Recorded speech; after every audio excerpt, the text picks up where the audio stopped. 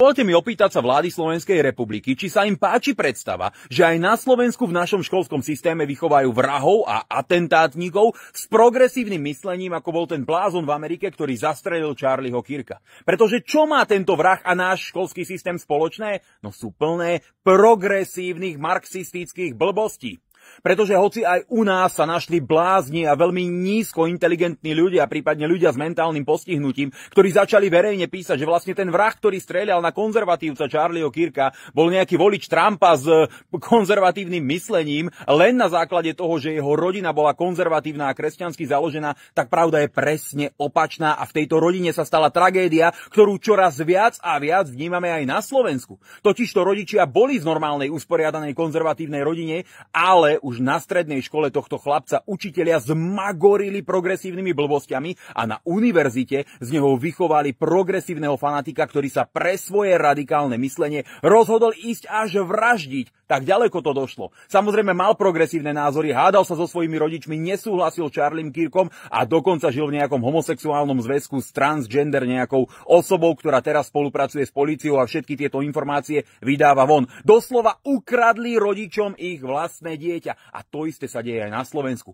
Aktuálne prebieha nejaká olympiáda kritického myslenia, ktorú na slovenských školách organizuje Slovenská debatná asociácia a priamo na stránkach a na testoch tejto olympiády kritického myslenia sa môžete dočítať a prípadne tam musíte hlasovať, že Aktuality, Denník N, Smečko a podobne sú tzv. Seriózne médiá a napríklad Infovojna je dezinformačné médium. Oni priamo vychovávajú mladých ľudí na školách k tomu, akým médiám majú veriť a samozrejme sú to len tie progresívne médiá, ktoré kidajú na všetkých vlastencov, kidajú na všetkých konzervatívcov, vyjadrujú sa s absolútnou nenávisťou a klamu od rána do večera. Ale my to máme priamo na školách. Aby toho nebolo málo, tak Slovenská debatná asociácia dostala od tejto vlády, ktorá sľúbila ľuďom, že mimovládky budú mať smolu po ich nástupe, dostala minulý rok neuveriteľných viac ako 90 000 eur. Slovenská debatná asociácia a v tomto roku viac ako 30 000 eur už v tomto čase, najmä z ministerstva školstva priamo od Druckera, ale dokonca sa chvália aj vo svojej vlastnej výročnej správe, že dostávajú peniaze aj od ministerstva spravodlivosti.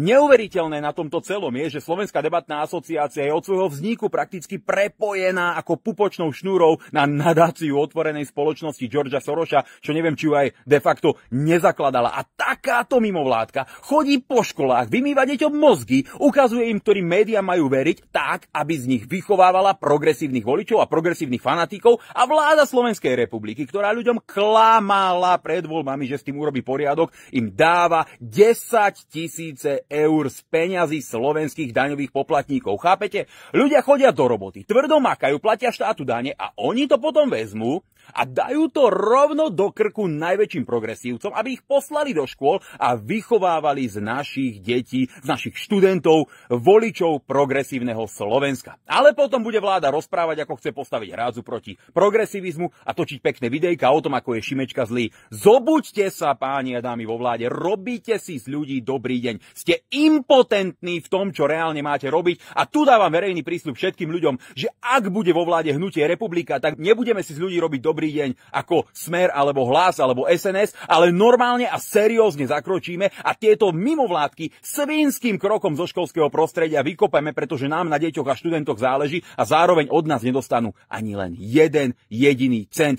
pretože to je jediné riešenie a to je spravodlivé.